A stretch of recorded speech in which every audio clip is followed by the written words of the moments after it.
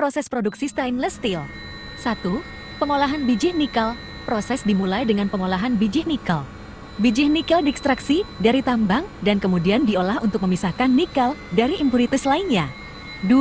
Smelting. Setelah biji nikel diproses, langkah selanjutnya adalah smelting. Pada tahap ini, biji nikel yang telah diproses dimasukkan ke dalam tungku smelter. Dalam tungku smelter, biji nikel dipanaskan pada suhu tinggi untuk melelehkannya. 3. Pembuatan ferronikel. Setelah meleleh, biji nikel diubah menjadi ferronikel. Ferronikel adalah paduan nikel dengan kandungan karbon yang tinggi. Proses ini melibatkan penambahan karbon ke dalam biji nikel cair. 4. Pembuatan ferronikel pigiron NPI.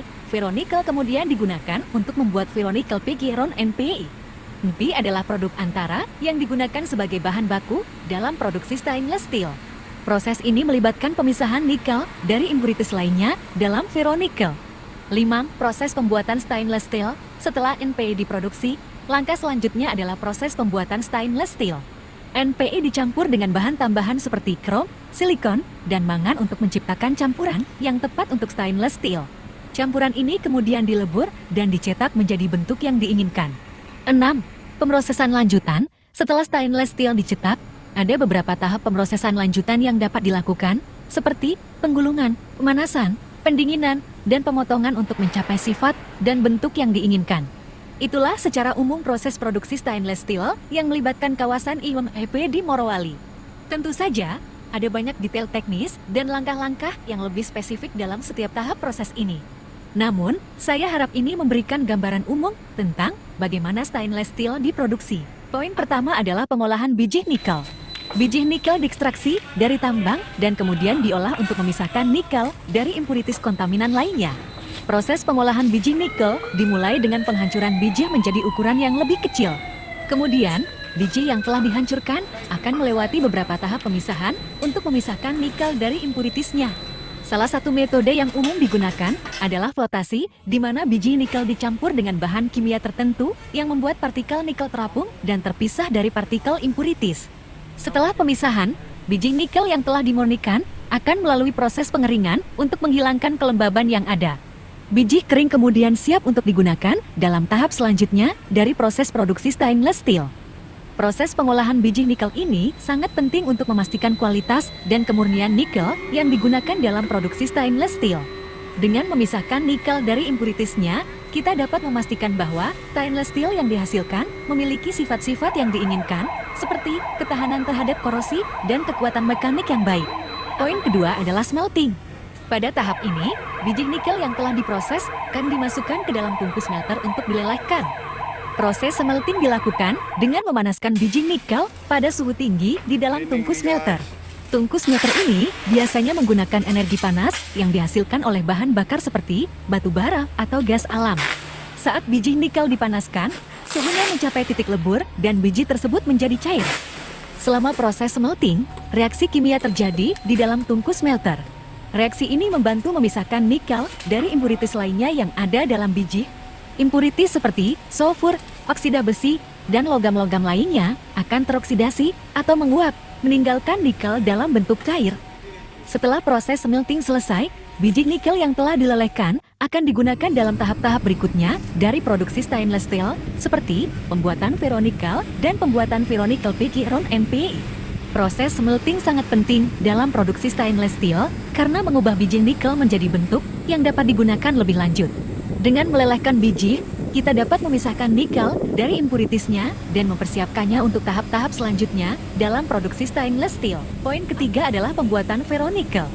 Setelah biji nikel dilelehkan dalam proses smelting, langkah selanjutnya adalah mengubahnya menjadi ferronikel. Ferronikel adalah paduan nikel dengan kandungan karbon yang tinggi. Proses pembuatan ferronikel melibatkan penambahan karbon ke dalam biji nikel cair yang telah dilelehkan. Karbon ini biasanya ditambahkan dalam bentuk kokas batu bara atau karbon aktif. Penambahan karbon bertujuan untuk meningkatkan kandungan karbon dalam paduan yang akan memberikan sifat-sifat tertentu pada ferronikel seperti kekuatan mekanik yang tinggi. Selain itu, penambahan karbon juga membantu menghilangkan oksigen yang terlarut dalam biji nikel cair. Proses pembuatan ferronikel melibatkan pemantauan suhu dan waktu yang tepat untuk memastikan bahwa reaksi antara nikel dan karbon berjalan dengan baik. Setelah proses pembuatan ferronikel selesai, hasilnya adalah paduan nikel yang memiliki kandungan karbon yang tinggi dan siap digunakan dalam tahap-tahap produksi stainless steel selanjutnya.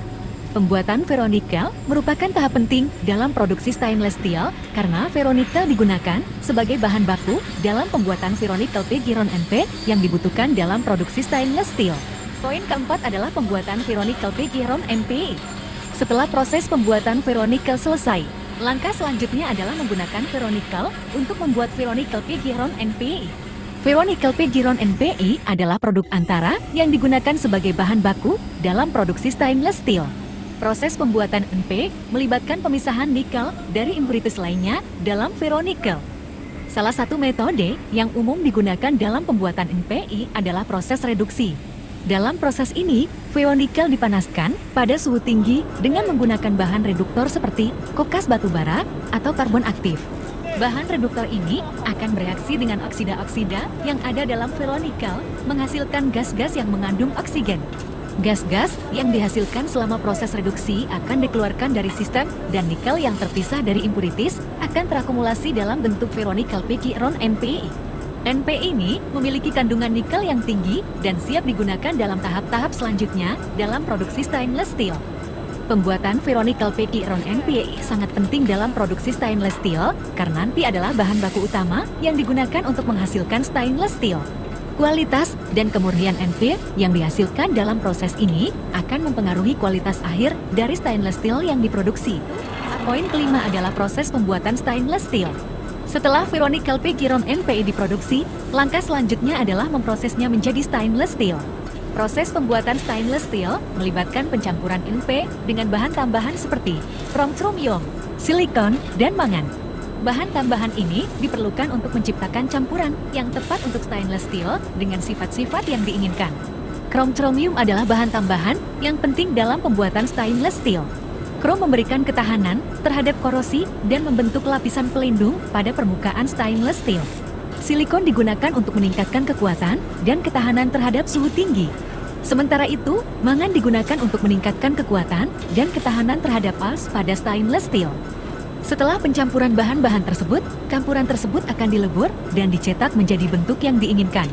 Proses peleburan dan pencetakan ini melibatkan penggunaan tungku peleburan dan cetakan yang sesuai dengan bentuk dan ukuran yang diinginkan.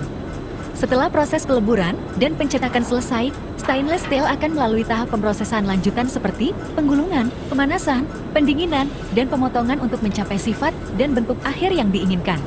Proses pembuatan stainless steel sangat kompleks dan melibatkan banyak tahap dan parameter yang harus diperhatikan. Setiap tahap proses ini memainkan peran penting dalam menentukan kualitas dan sifat-sifat dari stainless steel yang dihasilkan. Poin keenam adalah pemrosesan lanjutan dalam produksi stainless steel. Setelah stainless steel dicetak, ada beberapa tahap pemrosesan lanjutan yang dapat dilakukan untuk mencapai sifat dan bentuk akhir yang diinginkan. Salah satu tahap pemrosesan lanjutan adalah penggulungan rolling. Pada tahap ini, stainless steel yang telah dicetak akan melewati mesin penggulung yang memberikan tekanan dan memanipulasi bentuk dan ketebalannya. Proses penggulungan ini membantu mengubah stainless steel menjadi lembaran atau batangan dengan ketebalan yang diinginkan. Selanjutnya, stainless steel dapat mengalami proses pemanasan antalik untuk menghilangkan tegangan internal dan meningkatkan keuletan serta sifat mekaniknya.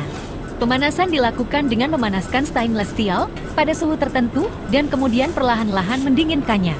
Setelah pemanasan, stainless steel akan melalui proses pendinginan cooling untuk menjaga struktur dan sifat-sifatnya.